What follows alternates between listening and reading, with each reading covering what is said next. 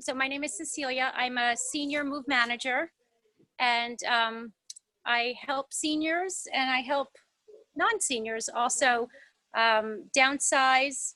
I help people go through their stuff, and I organize their homes and anything within a transition, anything helping them unpack, pack up their home. I help with all aspects of that move. And then on the other end, like these beautiful clients that are inside right now, once they move to a downsized home, like a condo or something, then I help them unpack and get settled in. So I help with all aspects of that. And a lot of people, majority of the people I work with are seniors. That's it. I love it. Awesome, Cecilia. Yeah, so you've been a huge asset. Whenever I have people downsizing, moving out of state, going to assisted living facility, you're a huge help for them. Such a good resource to have. All right, cool. Thank you. Next up, Jessica, you're next. I'm asking you to unmute. Hi everyone, I'm Jessica. So I think I'm on my husband's Zoom. I'm in the car waiting for my dentist appointment, but really glad to be here.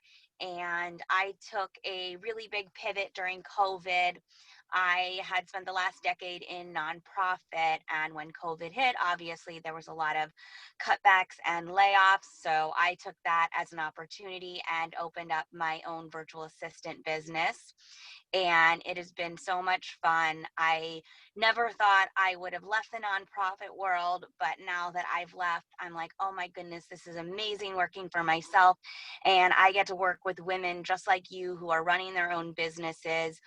And my goal is to help them not only optimize their time, but learning how to delegate and giving them more time to not only grow their business, but giving them their free time back, whether they want to spend it with their family, their children, their friends. And I'm in South Florida, but I work with clients all over. The best part of being a virtual assistant, you can help anybody. you can, that's Yes. fantastic. I know so many women come to me, they're like, that's one of their goals is to be able to outsource, starting to delegate things. So great to have you too, Jessica, as a resource. All right. Thank you. Next up, I'm going to put Lorraine. I'm going to ask you to unmute. There you are. Hi, ladies. Hopefully, I don't have too much background noise, but hi, my name is Lorraine. I am actually trying to relaunch my company. I basically make custom gowns for, for clients. Most of my clients are either for weddings or special occasions, as well as I have a ready-to-wear line that's hopefully launching in February. It was basically going to start before COVID, and then COVID hit and everything stopped. Like I had to put everything on hold. So I'm excited to relaunch it and put it back out there. And then I am the director of programs for Dress for Success Northern New Jersey, because I love giving back. And I started with the organization, basically helping them with the retail operation of the organization. And, 4 years later, I'm still there as their program director. Awesome. Yeah, I do have clothes for Dress for Success, Lorraine. No Reminded problem. me. I threw it in my closet. I'm like, oh yeah, I need to put that where I see it, so I'll get it out of my house. But thank you. Awesome. Okay, next up we'll do Chris. I'm just kind of working my way around my screen. Okay, can you hear me? Yes. I'm so excited because I know a few of you and I'm getting to know the others. So thank you. And I am sorry, I was Annie Ladon because we were logged in for Zoom with college fairs and going to be changing gears in about a half an hour again back to Annie. Long story short, my work mission is to help families bond over their captured memories. And that might mean organizing, managing, digitizing their memories, or it might be taking a box of photos and giving them an album. That you and Cecilia would be good people. Yes, we've been connecting a little bit. Oh, good. Lucky for me. Yeah, Chris and I just partnered up. So whenever clients do estate documents, because it's such a pain, they hate doing it, they procrastinate, but now if they do it, they actually get a really special little thing done up by Chris. So they get to pick their favorite memory, a picture, something that really brings back a special time for them. And Chris is going to put it into an amazing little acrylic 3D thing for Jessica, I can't hear you that well. Is it just me? She could be a little bit louder for me Oh, I'm sorry. also. Yeah, I- maybe your volume. I guess Better? because I'm outside, I can't hear her. Yeah, Okay. Yeah, I was Yes. just saying, whenever clients do that's a lot better. Thank you. estate documents, I'll keep it right in front of me. They're gonna get a special piece done up by Chris and her business. So Thank you for that. something that usually makes them procrastinate. Now I'm going to reward them. All right. Next up, let's do Sharon. Oh, here you are. Oh, Sharon, you are unmuted. Oops, sorry. Go ahead, Sharon. Do you want to introduce yourself? If she can hear me.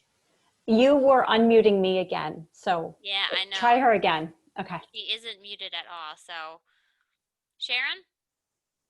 No? All right. Let's go to Evelyn. Hey there, hang on a sec. Okay, can you see? I'm in the car. I'm not actually driving. We're on our way to Philly to go to IKEA because that's the only place I can get supplies right now. So there you go. So I am the toy tamer. I do custom playroom organizing, going into people's homes and setting them up so the kids actually want to clean up. I feel we are raising kids who can't do anything because we do everything for them. But this way it puts them in charge of something, gives them something to be proud of, and they learn executive functioning skills at the same time. And I'm on my way to IKEA because the ones around here don't have the stock I need. So there you go. Oh, I hope you don't keep running into that issue. Evelyn. Oh, I've been running into that issue for months. Every week it's the IKEA scavenger hunt in my world. Oh my gosh. A lot of planning goes into that. All right. Thank you, Evelyn. And let's go to Stephanie. Are you there, Stephanie? Hello, ladies. You are. Hello. Okay, so sorry, I've actually been a little MIA in the group and I see I have like 40 something messages to catch up on, and I will catch up. It's just a little crazy end of month for me. So I think I know some of you, whoever I don't know. I'm Stephanie Rizzuto. I'm a mortgage lender. I work with NJ Lenders. I've been a mortgage loan officer for about 15 years, almost 16 years. And I do love what I do, helping clients purchase homes while educating them at the same time and making the process as pleasant as possible.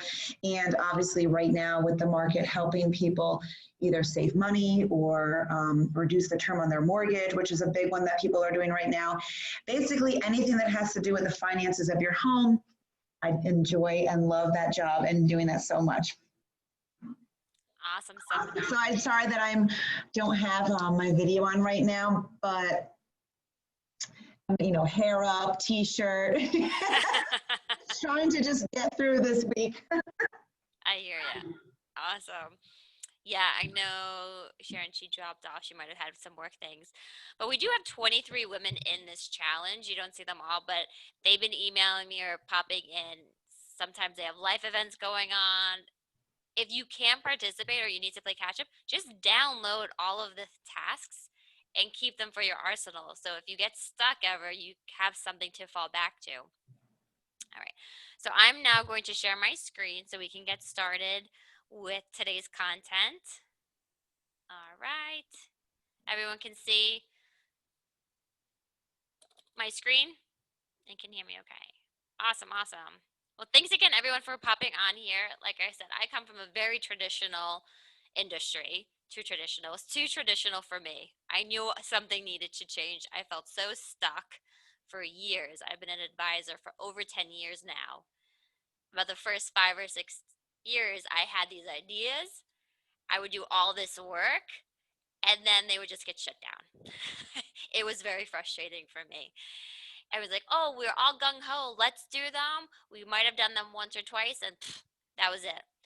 So I said, you know, I'm going to actually do it on my own. I'm going to test these ideas, doing workshops, doing my blog, speaking directly to women, finding out their real issues and concerns, and finding a way for it to work. And it has definitely changed and obviously pivoted, but I think it's really just more matured as I saw what was working more and more. You know, taking my overall strategies, reworking them, perfecting them, now having 5 actual money systems that people understand. They're easy to go to. They're easy to just keep layering on each other. So you don't have the overwhelm of doing them all at once. Here's Sharon popping back in. And the reason I'm saying all this is because that's how I've branded and marketed myself. So not only am I able to give people the real help and value that they need, fixing the actual problems, because well, when I researched the heck out of it, I knew talking to women, interviewing them. For my first book, I interviewed over 50 women to find out the real issues. And then for retirement, my second book, I interviewed and researched even more women to see what were their fears, their concerns, their struggles. Okay.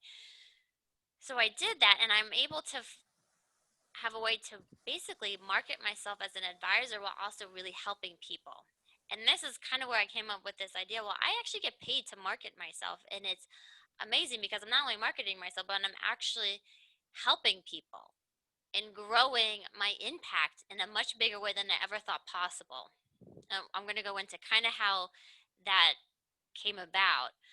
But really, I started marketing to women because I noticed right away that they weren't as engaged in the conversation. And I didn't like how it was kind of, we were just talking to the men, and the men were the ones giving us the overall say on what's happening with the money. And it wasn't because the women didn't want to be involved. They were involved. They just felt stupid asking questions. They felt like, well, one, we were talking over their heads. Two, they didn't know what questions to ask. They didn't feel educated enough to be engaged. And they really didn't know where to start. So I started having events just for women to educate them so that they feel they can have something to bring to the table. Then I started my blog to just make the topic of money more approachable, relatable for women, maybe fun, exciting. I just had a voicemail from somebody from Prudential about a job opportunity, and this was a voicemail. Hi, I'm calling for Jessica Weaver about a potential job opportunity. I was just like, I'm never calling this person back when they're not excited at all. When I want to hit my own head against the table, like, my goodness. I feel like we need to bring some energy to whatever we're doing, and that's what I felt also was missing in the financial industry, was some energy, some excitement about money, some positivity, not this overwhelming, daunting thing, but something doable. And so I just kind of started on this path and wanted to see where it would go and what would unfold. Okay. So the beginning of this, the 6-page worksheet that you all got, we put in the chat too if you don't have it. But we're kind of just recapping, right? What is our current income? What's our target income? I know some people's goals were to just start paying themselves, to double what they're paying themselves, or maybe to hit a certain income. All right. So this you can just keep. We don't have to take the time to do it now. I know everyone's time is very precious, but it's so important to know, what are you currently making? A lot of times women, we don't want to look at that because we're not where we want to be. It might depress us. I encourage you to look at it as more, this is an exciting opportunity. If I'm making $1,000 a month and I want to hit $3,000 a month, that shouldn't be overwhelming or stressful. That should be exciting. This is the opportunity out there for me to hit this. Other women are doing it. That means I can do it too. And realizing, what is that gap? How are we going to fill the gap?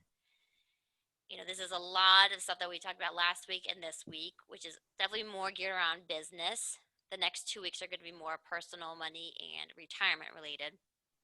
But let's go into this. If you want to increase how much you're getting paid by $2,000 a month, are you going to be selling double what you currently are selling, or are you going to raise your prices?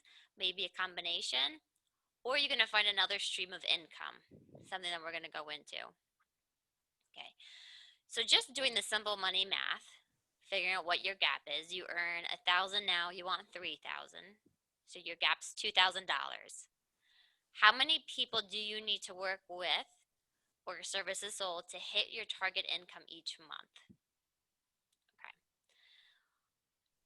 Is that doable? And I always think back to Jen the doula, and she would have had to been at like 10 births a month to hit her target income, and it was not realistic at all for her, with young kids at home, a husband who works full time. So instead we had to find other ways to increase her prices or increase her other streams of income. Okay, so And also, so I know a lot of women, they want to earn more, but not necessarily have to work more, right? We don't want to be working for dying, right? We don't want to be working so that we have nothing left at the end of the day for anything fun. I just read a book, Your Money, Your Life, and that's what they call it. You're working for a dying. You have to drink more wine. Somebody just emailed me that they're spending a lot less money on wine lately because they're retired and they don't need to drink as much from the stress of work. Okay. But we don't want to be working so much. We have no time for anything else or energy or emotions. Everything's spent. I know a lot of you do very emotional draining jobs, right? Good thing and bad thing, but you do need to respect that and know there's only so many, even in my case, there's only so many money issues that I can take on each day, and I need to pace myself when I onboard people. So how to earn more and work less. You can leverage your time. I do my group programs and I do it for a few reasons. One, I really do think it gives more value when you're among your peers asking questions. You're among people who want the same things that you do and we can all elevate together. Also, I know for me, I'm very introverted. When I take information in, I don't ask questions.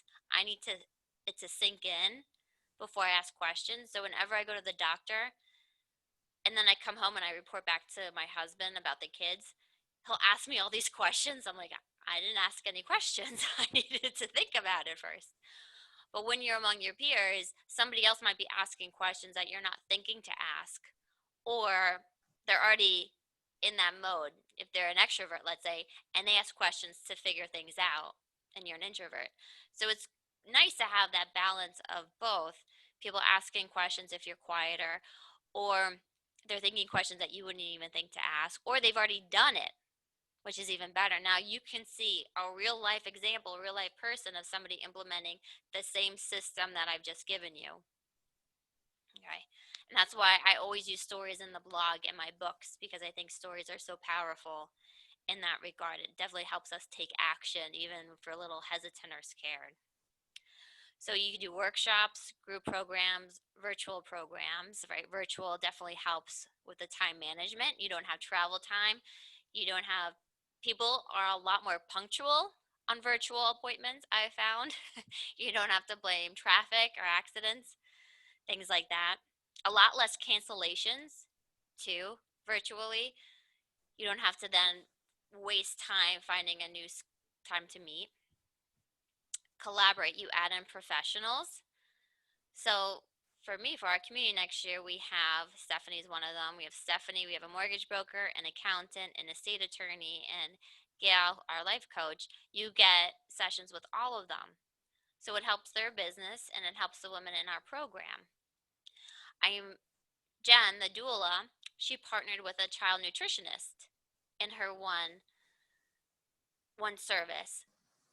And it helps both of them. And it definitely helps the mom, right? I'm emailing the child nutritionist almost on a weekly basis, right? New moms need that help, right? They don't just need support at the birth, they need a lot of help post birth. Probably more help, you come to realize. So thinking of what professionals can be good referral sources, but also be part of your packages or your programs to bring referrals to them and vice versa, but also to just help the people that you're trying to help. Right? Kind of like what Chris and I are doing too. People get their estates documents done, they're going to get a nice special gift to remember why we do estate documents. It's not just about the money, it's about the families that we're trying to protect. Okay. Repurpose content. I'm the queen of content. I heard so many business coaches say content is a new asset to have.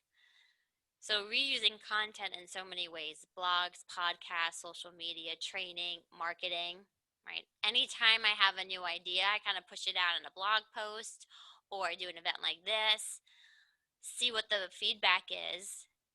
I document everything. I keep it very organized. And I'll give you an example. My community next year, that's going to be my third book. Okay. My first book was my first program. My second book was my Strong Retirement Club, that agenda, and then my Pain Fix community is going to be my Money Empire book. So I test it, see how it's doing. I keep the stories of everybody involved in it, their successes, their struggles, so I know what's working, what's not working, and then I use it for my book. My social media, I actually keep track of everything we post and I categorize it. Is it retirement related? Is it just about life? Is it child related? You know, you can categorize it and then that can become blog posts or books, anything like that. And I'm like, it's kind of sad in social media world. You have an amazing post and then is that it? It just kind of sits out there in space. How could we reuse it and stuff? For marketing, for training, all that type of stuff. Okay, so these are just some ideas of how to keep moving forward, optimizing what you already are doing. Okay. So here is a great way to see how are you getting paid. Do you get paid for just consultations? Do you get paid per project? Do you have programs? Do you do workshops? Do you do small things? And then figuring out, and you don't have to do this now, but I'll give everybody a minute to write down how they all get paid, how you all get paid. But you can start keeping track of where's the bulk of your business coming from or going to. So happy retirees have 3 to 4 sources of income. Right? They did a survey over 1,000 retirees across the United States. What makes a happy retiree? 3 to 4 sources of income because they feel more secure knowing their income isn't just dependent on, let's say, Social Security or just dependent on what happens in the markets. You know, and for me, this is a big thing for my Stable Money Saver. It stabilizes things. So if you know you do 3 consultations a month and that brings in $1,000 there, you kind of know what's coming in, or you have recurring revenue in some regard. So Jen, the doula, she had her main packages for her doula services, but then we tied in some workshops, and then her top packages for her doula work services would get her workshops. So that way she can give more value while also kind of leveraging her time. And it's just a lot more support for the moms to be among other moms to be, knowing that their fear isn't unique to them. All these moms have these fears. And I challenge you to think of, are there other ways that you could earn income? Maybe they are events or workshops. Maybe they are, let's see if anybody's in the chat. All right, Chris, no problem. I'll give you the recording. Okay. If anybody wants to brainstorm on this or have questions about this, pop into the chat. Because there are, I mean, like I said, if I can find a way to do it, any industry can find a way to be creative and build other streams of income into their business. Okay. It could be also, I know for like Amanda, who's in the group, she just became an influencer for home goods. She's an interior decorator. So there are ways that you can do it that way as well, which she's marketing herself and she's getting paid to market herself. She's building up the credibility. You know, it can be books, online course. There you go, Evelyn. Exactly. Books, events, speaking engagements. Cecilia needs to go back. No problem, Cecilia. It can just be, you know, consultations as small as that. You can do mini programs. You know, there's so many different ways to do it. I just did 2 proposals, one for Johnson & Johnson and one for L'Oreal to be a paid speaker for them in 2021 for their women's initiative groups and stuff. So there are a lot of ways to do this. Okay. And then again, think about where are you getting your most income from? And we were talking about this yesterday, some of us, during a money action plan workshop. Sometimes you think like your favorite service you get paid the least amount of money on. That's okay. That's okay. Just don't focus all your efforts there. We can still find a space for that, especially if you love to do it. But we want it to make sense in your overall plan. Oh, Lorraine, we came back in. Here we go. Or it could just become a give back, like my Pink Fix packages. I earn nothing on those. Those are just something for me to give out to people who need help, need inspiration, get their foot moving, give them some momentum moving forward with their money. I send them, one of my clients, her sister was battling cancer. I sent her a Pink Fix package. Right? Anybody who helps me out, any professional who takes the time to talk with me or sends me a referral, I send them a Pink Fix package. So it could be, across the board, but I have probably 5 to 10 packages that go out probably a week. I have a ton for prizes for you ladies. I can show them later. So keep active with the prizes, but those, I'm not making money on them. That's just to give somebody a boost of energy, some inspiration, something that they're missing in their life, especially to keep them positive around their money. Okay.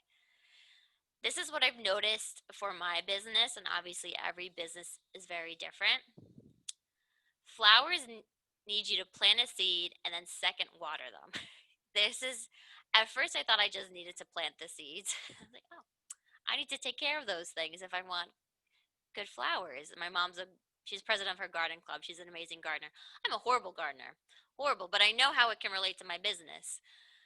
So for me, I keep track of, usually I hear, I saw you speak, then I followed you on social media. Or I saw you on social media, I started reading your blog. There's always two things that they're doing. It's not, very rarely is it just one, unless it's a very strong referral or somebody's in despair and they need help now. But usually I have to plant the seed and then I am watering it. And my seeds are planted with speaking engagements, one, and then I would say blog, then social media. I say blog and books, then social media. But usually two of them are complementing each other. And even now, people who are joining our community for next year, like, I've been following what you've been saying on your blog and the messaging you're putting on social media, and they're so correlated, like they feel like they're in my head and I'm in their head because I'm getting them so much. I get their issues and I'm just bringing them along on this journey, and then they come to a point when they need to make a decision with their money and they reach out. So think about how you plant seeds, and then how are you nurturing them? How are you following up? How are they staying in your world? How do you traditionally do it? How have you been doing it? And then we're going to kind of go into ways to do it, and also see if you can get some income from it as well. I know we always feel greedy for wanting more income. We shouldn't, because it just allows us to help more people, which is a whole mindset thing. Okay. So we're going to go down to this circle. This is what I always fall back to. So my innermost circle, right, my clients, the women in my communities, they are my focus, my priority. Once they're there, they have my attention. I will drop anything for them. This weekend, I got a text from a woman who's in my community, which starts in January, but we're doing enrollment now, so we're ahead of time. And she's like, I want to buy this house. What should I do? I brought Stephanie, the mortgage broker, right in the chat. Jumped on a call. We're talking tomorrow to keep it moving. So no matter what, they get my attention. What I send to them is different than what I send to everybody else, because they are my focus. Then we have prospects. They need to be spoken to a little bit differently than our clients, right? We need to date them a little bit more. We need to get them in our world. We need to know that we're there for them. We support them. We're speaking their language. We're answering their issues, their questions. We're addressing them. And then we have our fans. And fans, they might never become clients or prospects, but they like your stuff on social media. They're commenting, they're sharing, they're talking about you to other people. They're ordering your books. They come to your events. So they're fans, and they should be honored just the same as, you know, other people in your world, if not more, because they're out marketing for you, which is fantastic. But this is where you can start to see how can you make money on all the different levels. Obviously, fans aren't going to be paying what clients get because, one, they're not getting the same services. They're not getting my attention nonstop. But there are ways that you can earn money from them, whether it's events, books, or, oh, what was I also thinking? Paid speaking engagements, workshops. You can do a mini series that addresses more of what they're doing, what their concerns are. You know, I get so many women who already have a financial advisor, or their husband works with one, or they've never worked with one yet, and they don't know if they even want one. So they join my community. So for me, those are a combination of fans and prospects. Then I have prospects, and you know, I charge for strategy sessions because, one, I'm going to become a lot more prepared to them. I'm going to want to deliver you a lot more value. Two, you're going to be that much more committed to it. And that's what I want. I want you to get a return on your investment right away. And people tend not to value cheap. And I'm in that world where advisors give free consultations, and I know what that involves, and you don't get much out of it. You kind of get, you should invest with me. This is how I would invest your money. That doesn't really help you, does it? No. So think about how you can earn money with each circle and how you are talking to each circle, each layer. And see, can you move the fans to the prospects to the clients? What is your progression from one to the next? Okay. And let's see, the last page. Yeah, these are just kind of hot tips. So I'm going to open it up and see if, does anybody want to kind of discuss this? I know if a punch had to jump off. You can pop into the chat or raise your hand. How do you decide which are worth your time? And Evelyn, do you want to unmute yourself? Yes, the question was not which people are worth your time. The question is like, how do you decide which additional offers are worth your time? Because I mean, you could spend, 20 hours creating something, then spend another 100 hours promoting something, then only to find out you're not making any money off of it. Yes. The goal here is, yeah, to not actually recreate something just for them. Maybe you have something that is an extra offer for your other services. I know what you mean. You don't want to throw a ton of time and energy into this. You want it to be something that gives them value, but can progress them to the next step. Like maybe they aren't ready to pay or commit to you yet, but you can give them little tastes that get them a little bit more committed to working with you, and so that you still earn more money. It gets them to become more and more fans of you. So I have women who do like a strategy session or money action plan, and it's not a fit or they're not ready to commit yet. And I'm 100% okay with that, because as long as they're getting good value from me, they're going to speak about me. And whether they give me a testimonial or they're going to share it, or right, they're going to tell somebody about me, right? There's other little people speaking about me. So I'm okay giving them some time and attention, some nurturing, because one, I'm going to help them. And if I help them, and if I do a good job, and if they pay me, I'm going to definitely want to show up and do a good job. They're going to speak about me to others. So one, definitely don't recreate something for them. Maybe you have a lot of content. You probably already have something that you can give to them. That's a lower offer that just kind of gets them in the door, gets them in your world. I always tell my parents and my in-laws, I'm like, I don't want any more toys for my kids. I want you to just send the toy tamer to my house. Like literally, if you had holiday gift cards for grandparents, I feel like that would be a huge home run to get them to work. Even something that like what I'm doing with Chris, right? It's a small project. She's not going to make a ton of money on it, but it's a foot in the door. So now they're going to see all of these pictures. They're going to have to try to figure out one picture out of the thousands that they have that they want to make timeless, right? Last the test of time. They don't have to worry about wear and tear on it. They're going to end up doing a bigger project with her, aren't they? So you can think of it in that regards, right? What's the foot in the door, get them a little bit committed, or to spread your word and to speak about you more and more. I tend to rely more on just spreading the word, because with toy taming, it's kind of an all or nothing. Like there's no like foot in the door kind of thing. It almost makes it worse if you like do a little bit of the organizing and don't do the whole thing.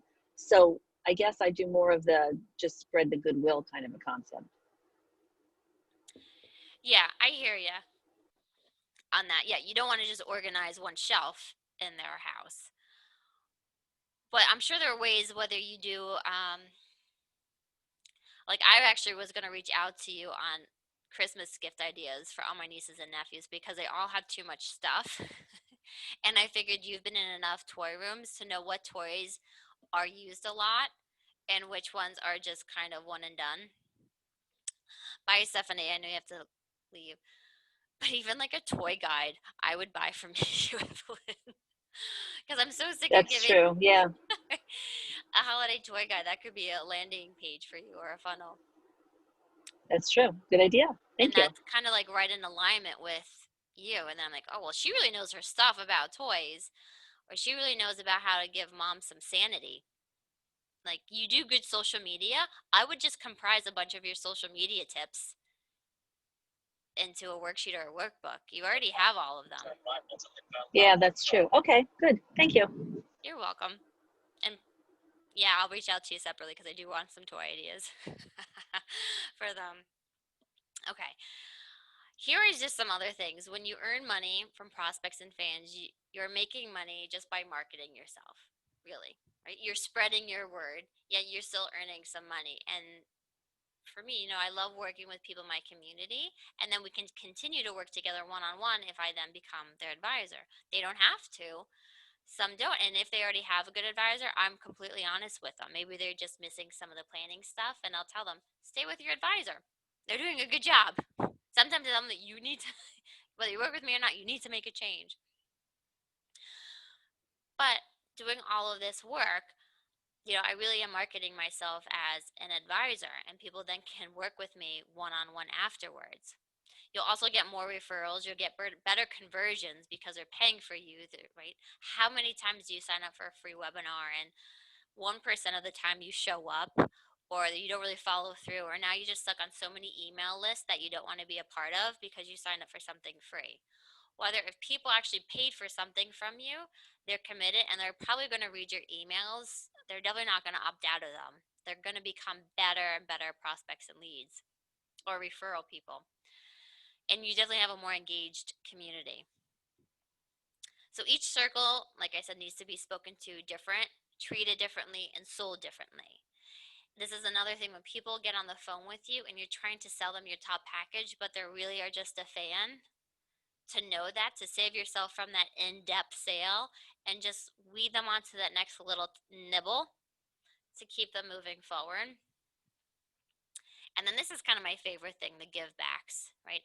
How can you give back while also marketing yourself? Which I know kind of sounds selfish, and I don't mean it that way. But for me, my mission is to empower women with their money. I want them to earn more money. I want them to be more strategic with it.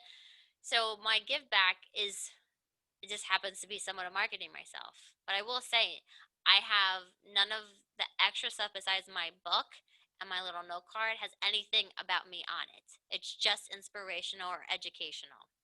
That's it.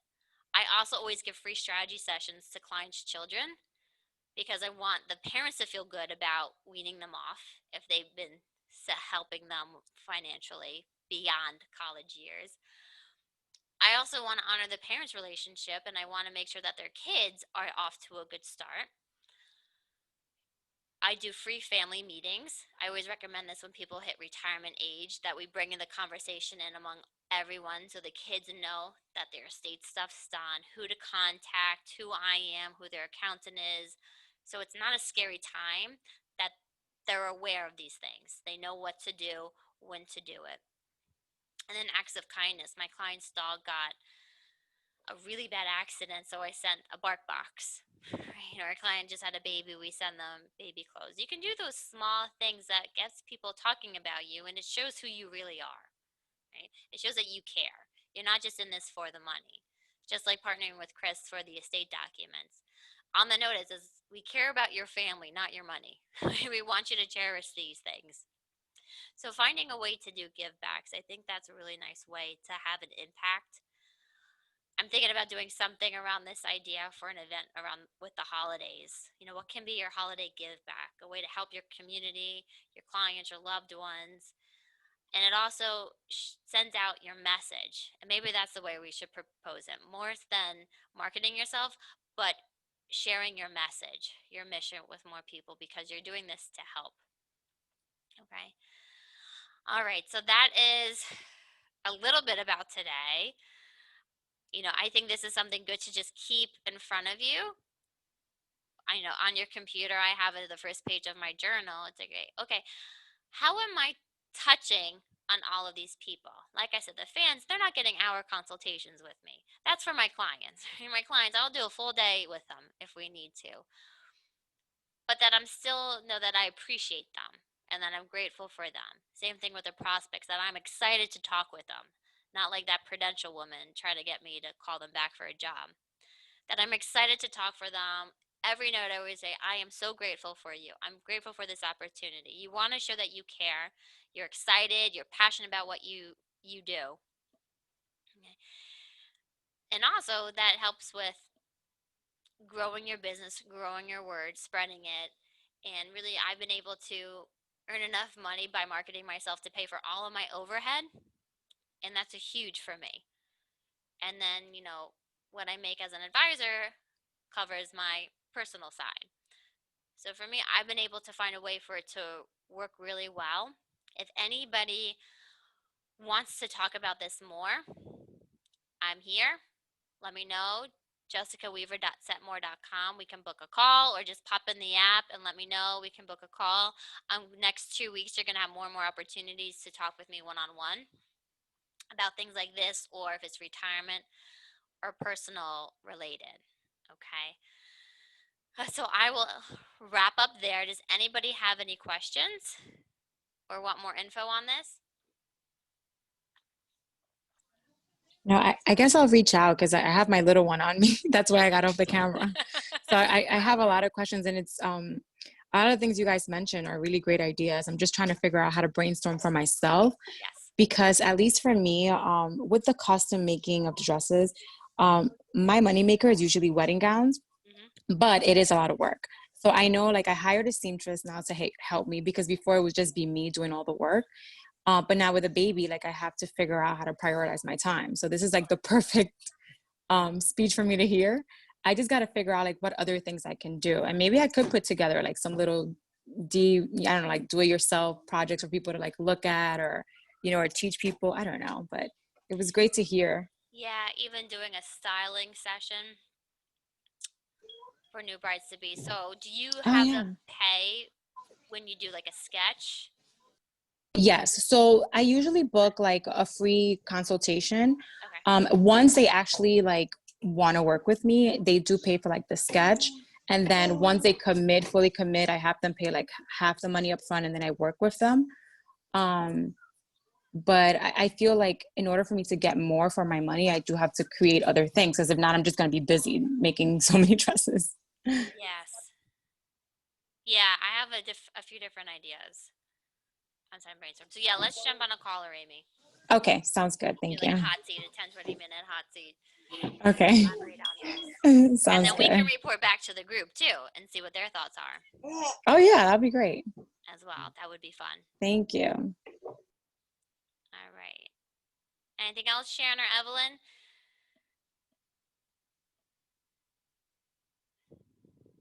I'm guessing not. All right. So, like I said, anybody wants to do what we're going to do with Amy, a 10-20 minute hot seat to collaborate on these different concepts and ideas, let me know. Pop in the chat, raise your hand. We can book a call. And like I said, we can report back to the group to see what they like. Maybe you have some ideal clients in there or people who know you do wedding gowns. I'm sure somebody in the group knows somebody who's getting married or had to postpone their wedding to next year. But I think that would be a lot of fun, doing a 10, 20-minute hot seat, getting feedback, and taking it from there. It can be recorded. We can do all sorts of things like that. All right. So let me know, pop in the chat. I'll send this out with the link to my calendar as well. I think that would be the easiest way. And we'll keep going. I'll see everyone tomorrow in the WhatsApp chat. Have a good night, everybody. Thanks for joining us and watching. Okay, have a good one. Bye, everyone. Okay, bye.